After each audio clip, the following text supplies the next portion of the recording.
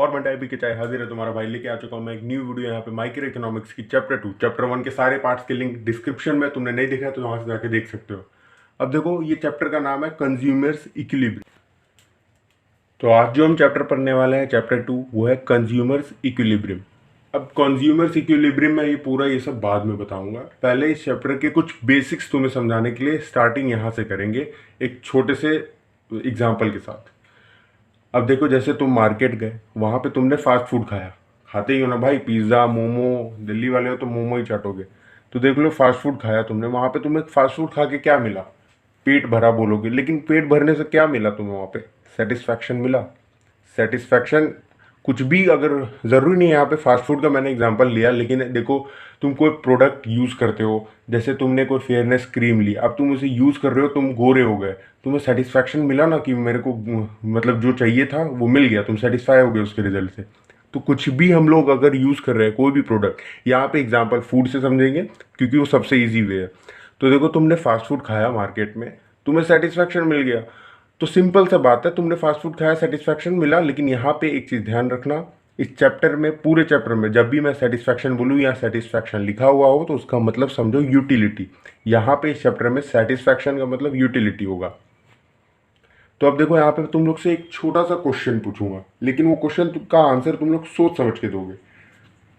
Do our satisfaction have a numeric value? अब तुम market में गए, तुमने मोमोज खाए, लेकिन क्या तुम बता सकते हो तुम्हें कितना सेटिस्फैक्शन हुआ मोमो खा के?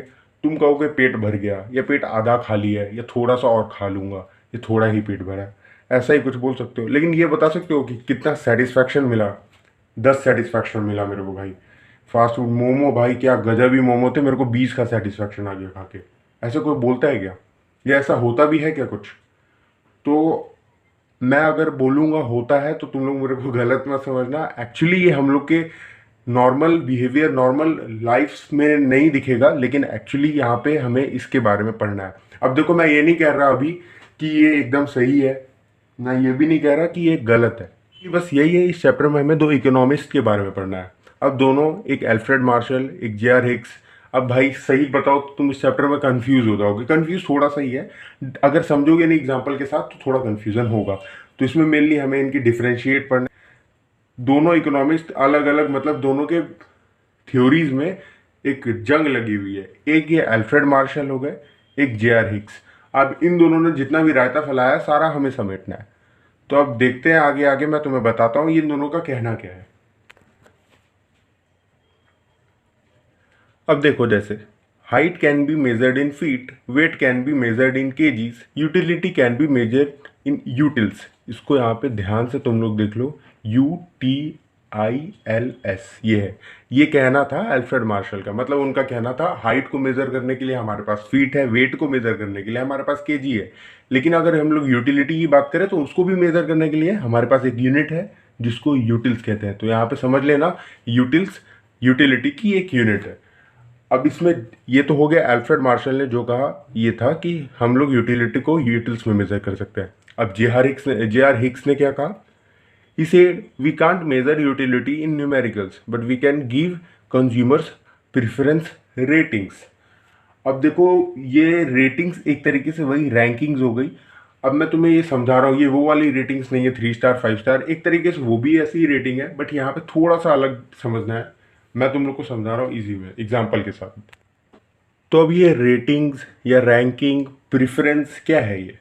तो अब देखो जे.आर. हिक्स का कहना ये था कि हम लोग मेज़र तो नहीं कर सकते यूटिलिटी को, मतलब अपने सेटिस्फैक्शन को मेज़र नहीं कर सकते, लेकिन अपना एक कंज्यूम, जो हम लोग कंज्यूम कर रहे हैं उसका एक एक प्रेफरेंस, एक रैंकिंग हम बना सकते हैं। जैसे तुम्हें फास्ट फूड में मैंने यहाँ पे 4 ऑप्शन दे दिए, पिज़्ज़ा, बर्गर, पास्ता, डोसा। अब देखो तुम यहाँ पे गए मार्केट में खाने के लिए, या तुम्हारा जो भी फेवरेट है, तो मैं पूछूंगा पिज़्ज़ा, बर्गर, पास्ता और डोसा में तुम्हारा फेवरेट कौन सा है? चारों में से रैंकिंग कर दो। तो तुम कहोगे मुझे सबसे ज़्यादा पिज़्ज़ा पसंद है, उसके बाद मुझे बर्गर पसंद है, फिर मुझे पास्ता पसंद है, फिर डोसा। ठीक है, तो इस तरीके से मतलब तुम अपनी रैंकिंग बता रहे हो, मुझे ये सबसे ज़्यादा पसंद है, फिर थोड़ा सा ये भी पसंद है, फिर थोड़ा ये भी पसंद है, और सबसे लीस्ट पे लास्ट ऑप्शन पे ये मेरे को पसंद है।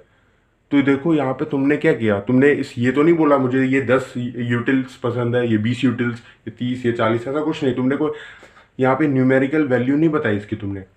यहाँ पे तुमने क्या किया, सिंपल सा है। तुम लोग से अगर मैं पूछूं तुम्हें बाइक कौन सी कंपनी की पसंद है, तो कुछ बोलोगे कि मुझे हीरो सबसे अच्छी लगती है, फिर उसके बाद सेकंड में मेरे को सुजुकी की अच्छी लगती है। उसी ढंग से हिसाब से खाने में किसी को सबसे ज़्यादा मेरे को पिज़्ज़ा पसंद है, लेकिन अगर नहीं मिले तो बर्गर मेरा सेकंड फेवरेट है, ये मेरा थर्ड फेवरेट, ये फोर्थ फेवरेट। तो ये हो गई तुम्हारी रैंकिंग प्रेफरेंस। ये था जे आर हिक्स का कहना।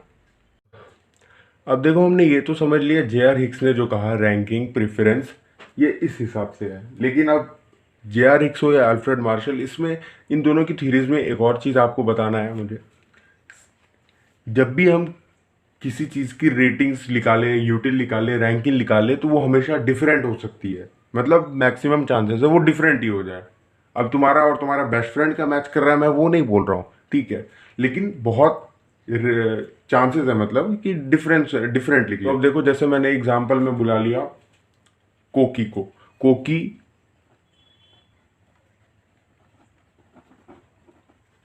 कोकी देखो कोकी एक लड़का है। अब मैं उसको बुलाया, मैंने उसको ये चार ऑप्शन दिए। अब मैंने उससे पूछा कि तुझे इसमें सबसे ज़्यादा क्या अच्छा लगता है, तो कोकी ने कहा मुझे बर्गर सबसे पसंद है। वो उस बर्गर को नंबर वन पे रखा।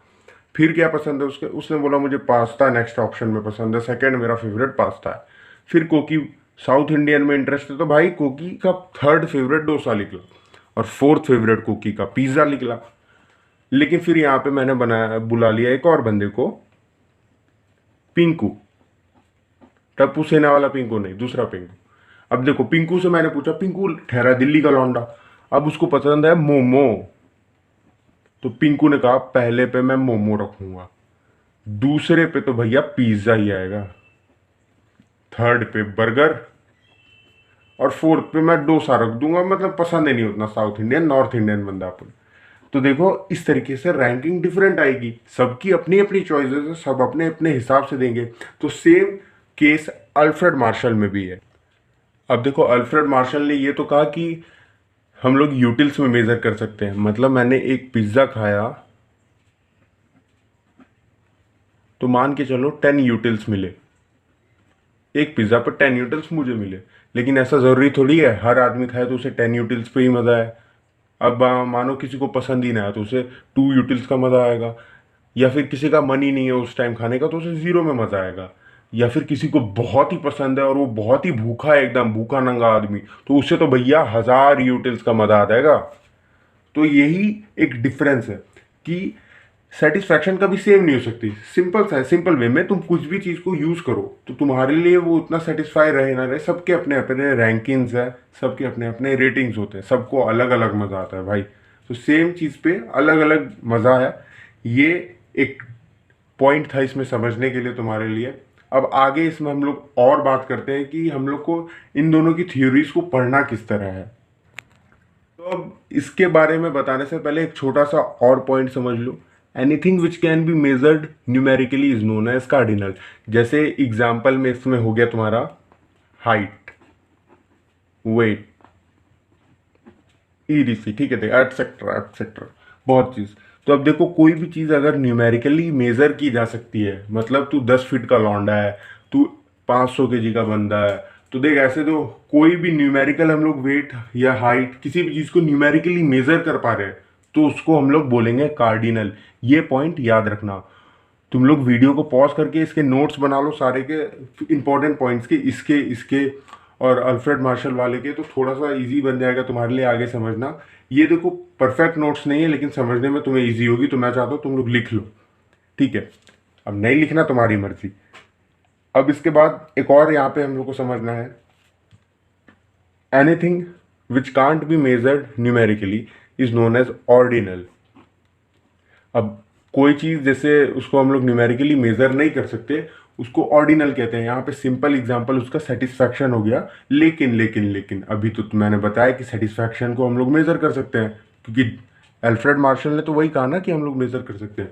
तो यहाँ पे यही दो पॉइंट्स का डिफ्रेंशिएट पढ़ेंगे हम आगे, और यही दो पॉइंट्स पे बहुत लंबा चर्चा होने वाला है। तो तुम लोग समझो यहाँ पे, anything which can be measured numerically is known as cardinal, anything which can't be measured numerically is known as ordinal। तो किसी भी चीज को तुम मेजर कर सकते हो वो कार्डिनल हो गया, न्यूमेरिकली मेजर करना, और नहीं कर सकते तो वो ऑर्डिनल हो गया। अब यहाँ पे हमें कार्डिनल ऑर्डिनल से यहाँ पे 2 पॉइंट्स पढ़ने हैं, 2 टॉपिक्स पढ़ने हैं।